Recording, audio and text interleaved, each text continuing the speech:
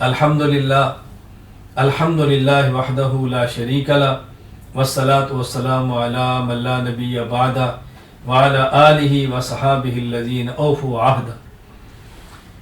اللہ تعالیٰ نے بہت سارے ایام اور دن خوشی کے بنائے ہیں ایمان والوں کے لیے، بہت ساری مخصوص راتیں عبادات کے لیے بنائی ہیں، بعض اوقات عبادات کے لیے متعین فرمائے ہیں، بعض مقامات عبادات کے لیے متعین فرمائے ہیں۔ ہمیں چاہیے وہ دن جو اللہ کے خصوصی عبادت کے ہیں ان کو عبادت میں لگائیں، وہ خاص گھڑیاں جو اللہ کے مانگنے کی ہیں اس میں لگائیں۔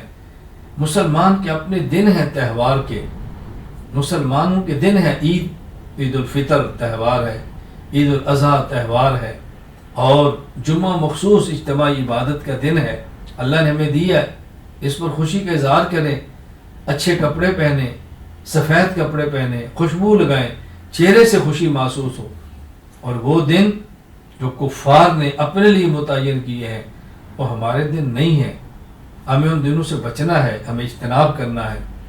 ابھی 25 دسمبر آ رہی ہے، اس کو کرسمس ڈے کے دور پہ منایا جاتا ہے، یہ عیسائیت کا دن ہے، اسلام کا دن نہیں ہے، یہ مسلمانوں کی خوشی کا دن نہیں ہے، یہ مسلمانوں کی عبادت کا دن نہیں ہے۔ اس بات کو سمجھیں۔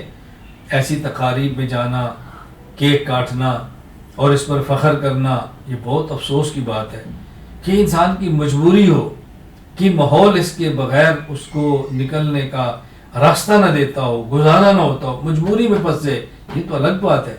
لیکن خوشیوں میں جانا، تقاریب میں شرکت کرنا، اس پہ کیک کاٹنا اور اس پہ خود ہدیے دینا، مبارکبادیں دینا، ہمیں اس سے اجتناب کرنا چاہیے۔ مسلمان کو اپنے اسلام پر فخر ہونا چاہیے، اپنے ایمان پر فخر ہونا چاہیے، رسول اکرم صلی اللہ علیہ وسلم کی مبارک تعلیمات پر فخر ہونا چاہیے۔